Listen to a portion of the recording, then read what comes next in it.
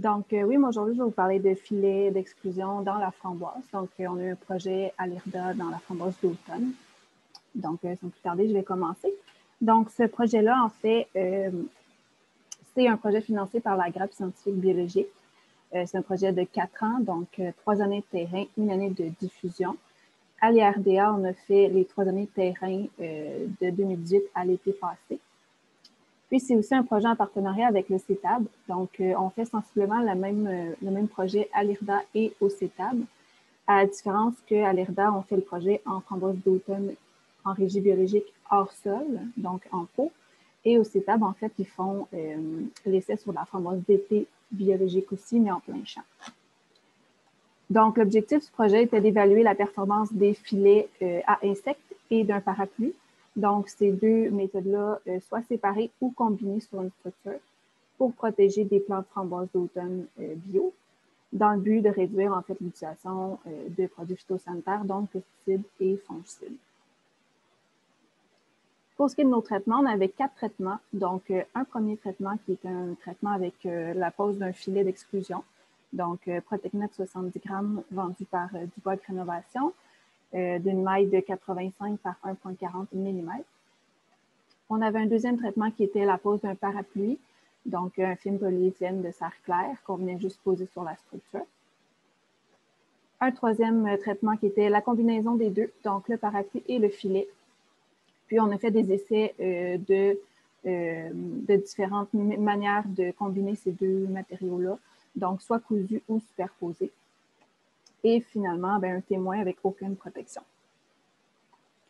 Chaque traitement a été répété 5 fois. Là. Donc, comme vous pouvez le voir dans l'image, on a 5 blocs, 5 répétitions en ligne. Puis, entre chacune des répétitions, on a ce qu'on a appelé les entrerangs de garde.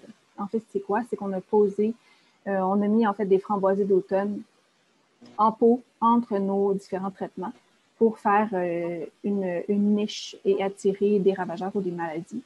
Puis, on avait aussi dans le but d'essayer de répéter un peu une parcelle de type producteur. Pour les différents traitements, en fait, on avait des applications de produits phytosanitaires à respecter selon le protocole. Donc, pour le filet, on ne devait pas pulvériser d'insecticides, mais uniquement des fongicides. Pour les parapluies, on devait pulvériser uniquement des insecticides et non des fongicides. Pour parapluie filet, on ne devait absolument pas mettre de produits du tout. Et le témoin, lui, recevait insecticides et fongicides au besoin. Donc, en 2018, on a fait de la conception de la structure. Le partenaire du projet, un des partenaires du projet est Dubois Rénovation qui nous a fourni le matériel pour faire la conception. Donc, le but était de monter une structure légère, simple à monter et à réparer, qui était résistante aux intempéries, qui permettait une circulation facile et possible sous les structures pour faire la cueillette et aussi les applications de produits phytosanitaires, qui minimisait le risque d'entrée des ennemis, donc ravageurs et maladies, et à un prix raisonnable. Donc, on a fait l'implantation avec le matériel que Dubois a fourni. On a dû faire des petites modifications pour solidifier le tout. J'aimerais préciser que chacune des structures d'acier, donc chaque structure de métal est la même pour chacun des traitements. C'est juste ce qu'on vient mettre par-dessus qui était différent en fonction des différents traitements. On a posé la parcelle face au vent dominant. Il faut aussi rappeler qu'à l'IRDA, on a posé notre parcelle dans un endroit très, très venteux. Donc, on l'a posé face au vent dominant pour essayer de limiter les dommages causés par le vent. On a aussi baissé le premier poteau de chacun des rangs pour essayer de créer un effet de levier pour le vent. Puis, chacune des parcelles, comme vous pouvez voir, là, comprenait 2 poteaux d'extrémité, comme vous pouvez voir ici, et un poteau central avec l'arceau que Dubois nous a fourni. Puis, chacune de nos parcelles était terminée avec un ancrage qui était relié à la parcelle par un fil d'acier tressé pour maintenir et solidifier le tout.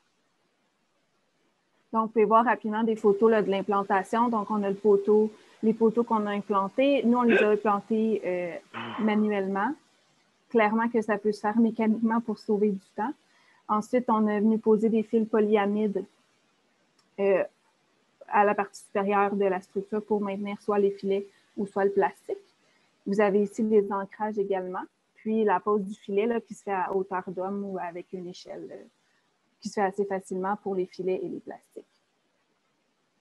Dans le projet, on a également essayé différentes attaches. Donc, on a essayé les fameuses Easy Clip, là, qui est la clip noire juste ici. On a aussi essayé la clip Omega, qui était une clip que Dubois nous avait fournie. Puis, on a l'option couture, qui était pour le parapluie filet cousu. Donc, on a essayé de coudre les deux matériaux ensemble. Je tiens à dire que c'était une couture qui était faite de type maison, là, donc il y a place à amélioration, mais on voulait quand même essayer cette technique-là. On a pris plusieurs données sur les 3 années. Donc, premièrement, on a pris des données de dépistage pour les ravageurs et les maladies. Pour les ravageurs de la framboise d'automne, on a fait des frappes et des observations visuelles à chaque semaine, puis une observation visuelle pour les maladies. Comme je vous l'ai expliqué plus tôt, là, quand il y avait atteinte des seuils agronomiques, on faisait les traitements phytosanitaires en fonction des différents traitements et également en fonction des homologations dans la régie biologique. On a bien sûr pris des données pour la drosophile à LTHT. Donc, on a posé des pièges GP-Trap dans nos parcelles, dans chacune de nos parcelles qu'on a relevées 2 fois par semaine. Puis, on a fait le décompte des individus dans ces pièges-là 2 fois par semaine également. Puis, à la récolte des fruits pendant les 3 années, on a incubé à chaque récolte 30 fruits par parcelle pour vérifier l'infestation des fruits par la drosophile. On a également fait le suivi phénologique de tous nos plants pendant 3 ans. On a aussi récolté sur 1 mètre linéaire, donc 3 plants, tous les fruits mûrs pour avoir des données de rendement. Puis, dans chacune de nos parcelles, il y avait un hobo qui est une sonde pour prendre des mesures de température et d'humidité. Rapidement, pour notre méthode de culture, donc c'était dans la variété Polana hors sol, dans des pots de 12 litres qui, au début du projet, était certifiable en régie biologique. Maintenant, le 12 litres ne doit plus être accepté là, avec la nouvelle régie bio. On a aussi planté ces cannes-là dans un substrat personnalisé Rubifruit qui avait été acheté chez Scotts. 2 tiges par pot, 3 pots par mètre linéaire pour respecter la densité de plantation. Une fertilisation granulaire qui respecte la certification bio, donc Actisol, vers de terre, farine de luzerne, os, plume, et on a ajouté des oligo-éléments en 2019-2020 pour améliorer notre fertilisation. Le tout était irrigué par micro-asperceurs. Puis, pour ce qui est des parcelles sous filet, on est allé avec une pollinisation avec des petites ruchettes de bourdon. Puis, bien sûr, on a fait des tailles nécessaires pour de la framboise d'automne. Pour ce qui est des résultats, donc je commence avec le dépistage entomologique. En 2018, on a eu généralement peu de ravageurs. C'était une année d'implantation. Donc, 1, les plants étaient petits. Et 2, on a fini la conception des structures assez tardivement dans la saison. Donc, peu de ravageurs, à part la drosophile qui est finie par arriver, bien sûr, qui se retrouvait dans nos parcelles témoins et parapluies. En 2019, sous nos témoins et parapluies, on a eu des problèmes de scarabée japonais altis à tête rouge. Par contre, il n'y a aucune homologation de produits biologiques pour ces 2 ravageurs-là. On a eu aussi également des problèmes de cicadelle de la pomme de terre et de drosophile.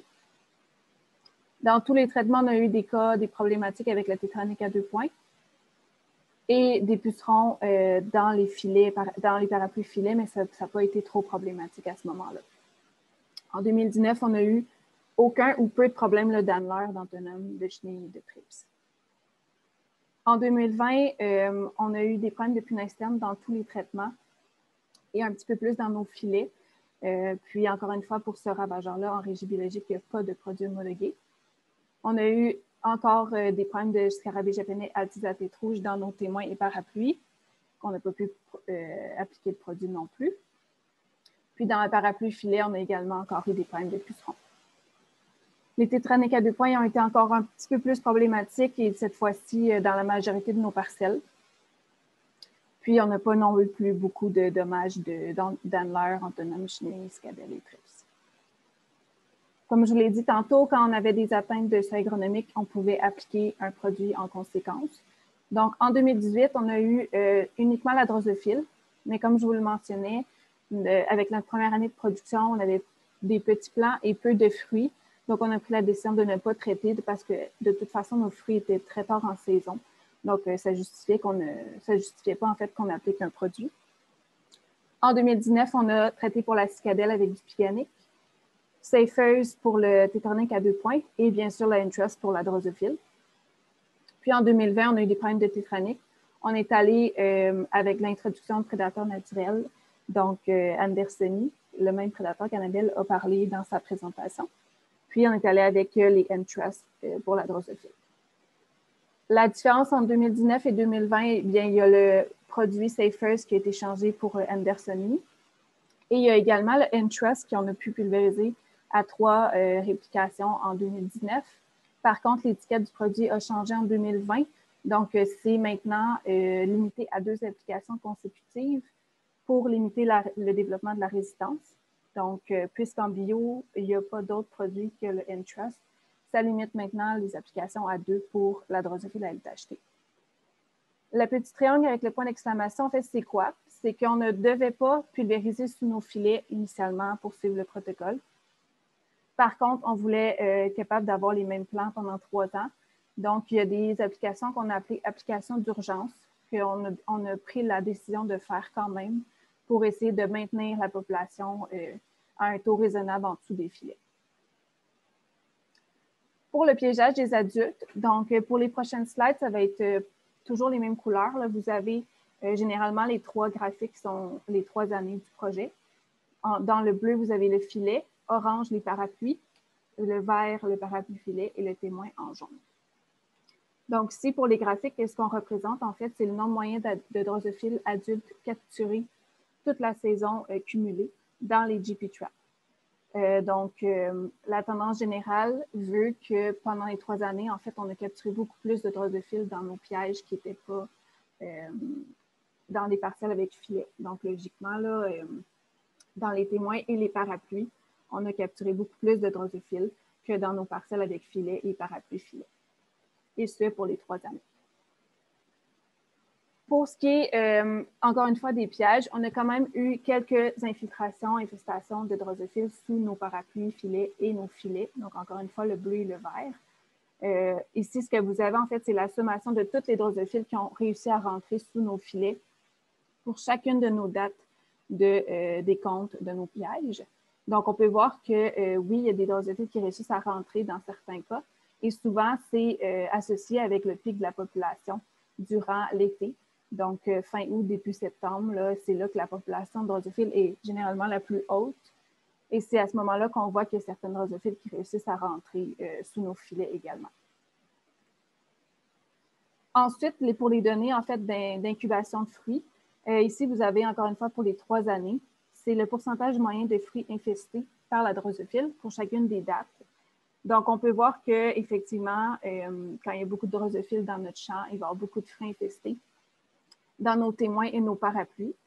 Et les drosophiles qui réussissent à rentrer sous les filets, donc les femelles, réussissent également à infester certains fruits. Puis en mauve, vous avez nos différents traitements Entrust qu'on a fait en 2019 et 2020. Puisque le nombre de traitements est limité, c'est assez difficile de les placer dans la saison. Mais vous pouvez voir qu'il y a quand même eu un effet de ces traitements-là sur la population, dans nos témoins et dans nos parapluies. Encore une fois, pour les framboises infestées, pour les 3 graphiques, dans le fond, pour les 3 années, c'est les proportions de fruits infestés, mais toute la saison cumulée. Et on peut voir effectivement que les fruits sont beaucoup plus infestés dans les témoins et les parapluies que dans nos parcelles avec filets, quoique en 2019 et 2020, quand il y a des femelles qui rentrent sous les filets, il y a quand même possibilité d'avoir des fruits infestés. Là, donc, il faut faire attention de s'assurer que la parcelle est vraiment étanche et que toutes les réparations nécessaires au filet sont faites au fur et à mesure et pendant toute la saison. Pour ce qui est des maladies, donc du dépistage des maladies, nous, pendant les 3 années, on a eu généralement peu de maladies. Faut rappeler qu'on n'a pas une grande historique de production de framboises à l'IRDA. Ensuite, il faut rappeler que c'est de la framboise hors sol, donc ça limite toutes les maladies liées aux racines. Les seules maladies qu'on a eues, en fait, c'est de la tumeur du collet. Donc, il y a 10% de nos plants qui sont arrivés avec des tumeurs du collet. On a quand même conservé ces plants-là sur 3 ans, donc ils ont dépéri dans le temps, mais on s'est assuré de désinfecter correctement nos sécateurs pour la taille entre nos différents plants. Donc, ça ne s'est pas propagé, mais quand même 10 qui étaient infectés. La deuxième maladie qui est arrivée là, au cours du projet, c'est du cladosporium sur nos fruits.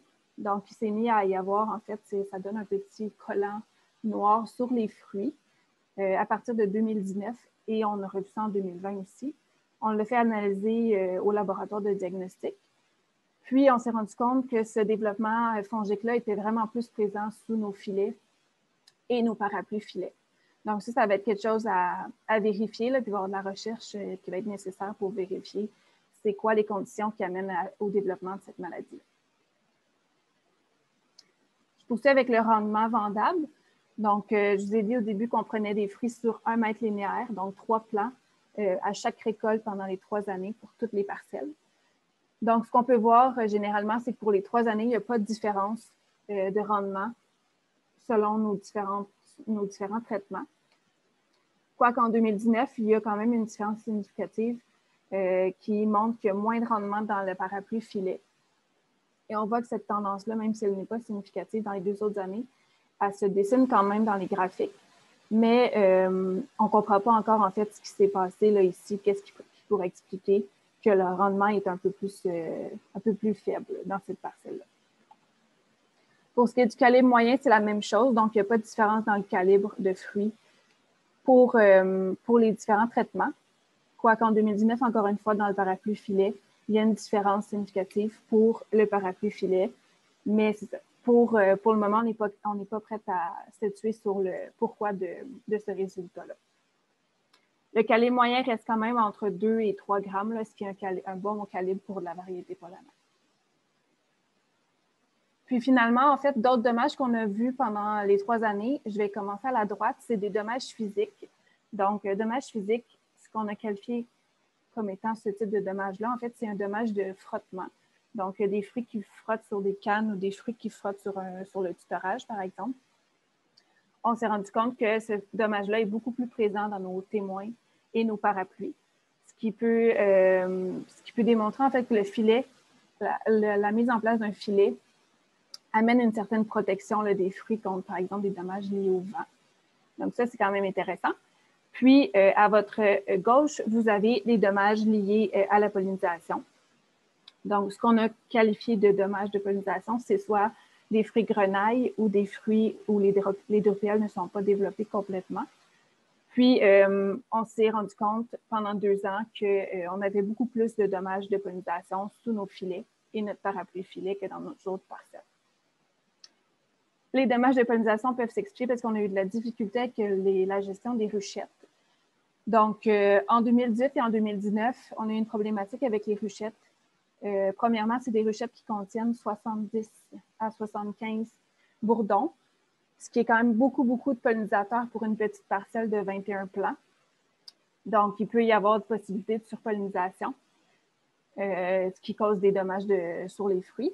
Puis, on a également eu une problématique, mais qui ne devrait pas avoir affecté les fruits, mais je vais quand même en parler. En fait, quand on a implanté la parcelle en 2018, on a eu l'idée de poser le plastique sous le filet pour limiter les dégâts ou en tout cas l'emprise du vent sur notre plastique. Par contre, quand on a introduit la ruche, on s'est rendu compte que tous nos bourdons allaient se coincer entre les 2 matériaux.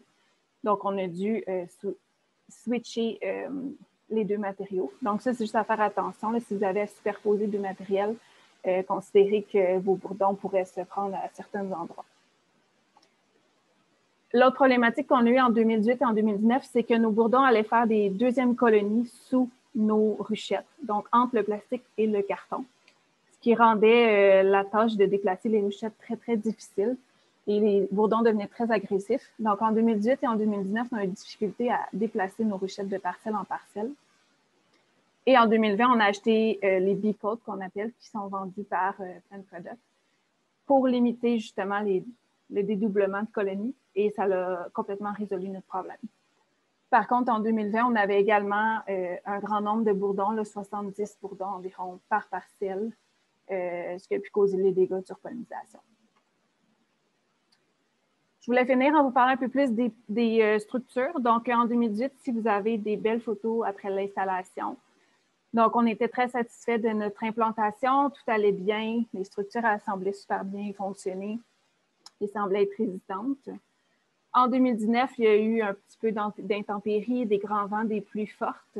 On a commencé à avoir plus de difficultés avec la gestion des filets et des bâches. Puis, en 2020, là, on a vraiment mis nos structures à l'épreuve. Il y a eu des gros vents, des fortes pluies.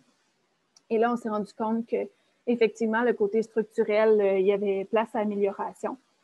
Donc, on a eu des ancrages qui sont sortis, des poteaux qui ont croché, etc. Donc, il faut faire attention quand on installe une structure, de s'assurer que celle-ci est assez solide pour durer dans le temps. Donc, pour les structures, les points positifs qu'on a vus suite aux 3 années, donc les entrées et les déplacements sous filet sont généralement bien, là. Nous, on avait un bon 1 mètre de distance pour aller cueillir, changer les pièges, faire le dépistage. Donc, la circulation sous le filet se faisait super bien. Les filets étaient maintenus par des sacs de sable au sol. Donc, ça a été également une très belle réalisation. Puis, la réinstallation des filets des plastiques en début de saison, donc en 2019 et en 2020, s'est fait super rapidement. Donc, la première année, ça a pris beaucoup de temps installer notre structure. Mais en deuxième et en troisième année, réinstaller les filets et les parapluies, ça a pris 2 jours pour toute la parcelle. Ce qui vous dit que si vous réinstallez des filets en début de saison, ça ne devrait pas être généralement long à la deuxième et la troisième année. Puis finalement, bien, la Easy Clip reste quand même la clip la plus intéressante à ce jour là, pour maintenir des filets en place. Puis bien finalement, bien, il y a des points améliorés là, qui touchent généralement la structure. Donc, comme je vous parlais là, des ancrages, on a 2 parcelles sur 20 donc, que les ancrages ont fini par sortir après 3 ans. Les arceaux du milieu n'ont pas tenu le coup pour certaines parcelles. On a également eu des poches d'eau assez importantes à certains endroits parce que notre plastique n'était pas assez en angle pour qu'il y ait un bon écoulement. La couture n'a pas réussi à durer sur 3 années dans certains cas. Donc, c'est sûr qu'il y a des points améliorés là, pour implanter une parcelle avec filet ou parapluie filet là, à la ferme. Pour conclure, on peut dire que oui, il y a une efficacité du filet. Donc, on a vu qu'il y avait une bonne exclusion de la drosophile scarabée japonais à 10 à tête rouge. Il faut faire attention quand il y a des infestations de pucerons ou tétaniques à 2 points sous les filets. Il faut les gérer, sinon il va y avoir une belle infestation qui va se mettre en place. Il y a aussi un besoin de gérer et d'entretenir notre filet. Donc, s'il y a des mailles qui s'ouvrent ou des déchirures, donc il faut les réparer à temps, sinon il peut y avoir de la drosophile qui va rentrer. Le structurel est à revoir. Donc, nous, clairement, que notre structurel n'a pas passé les 3 années. Par contre, souvent, c'est une structure artisanale que les producteurs préconisent. Donc, juste s'assurer qu'elle est faite assez solide dans le début de votre projet. Ensuite, il y avait l'apparition du cladosporium qu'on ne s'attendait pas. Donc, ça, c'est clair qu'il va y avoir de la gestion à faire et de la recherche nécessaire pour comprendre pourquoi ça se développe sous nos filets. Finalement, nous, on a eu peu de maladies sur nos 3 années en production de framboises d'automne. Par contre, je sais qu'au CETAB, avec la framboise d'été, ils ont beaucoup plus de données intéressantes sur le côté maladie. Donc, nous, on n'a peut-être pas pu valider l'effet, en fait, vraiment du plastique pour limiter la propagation de maladies, mais le CETAB aura certainement des informations intéressantes sur ça. Puis finalement, est-ce que c'est rentable? Donc, le CETAB va faire une analyse agroéconomique sur ce projet-là, donc le projet Alirda et le projet au CETAB pour vérifier la rentabilité. Mais clairement que la rentabilité va changer en fonction de si vous produisez de la framboise d'été programmée ou de la framboise d'automne, et bien sûr, si vous êtes en régie conventionnelle ou en régie biologique. Donc, ça fait le tour pour moi. J'aimerais remercier tous les étudiants qui ont participé au projet. Également du Bois Innovation pour la fourniture de tout le matériel et également le programme subventionnaire qui est la Grappe scientifique 3. Merci beaucoup.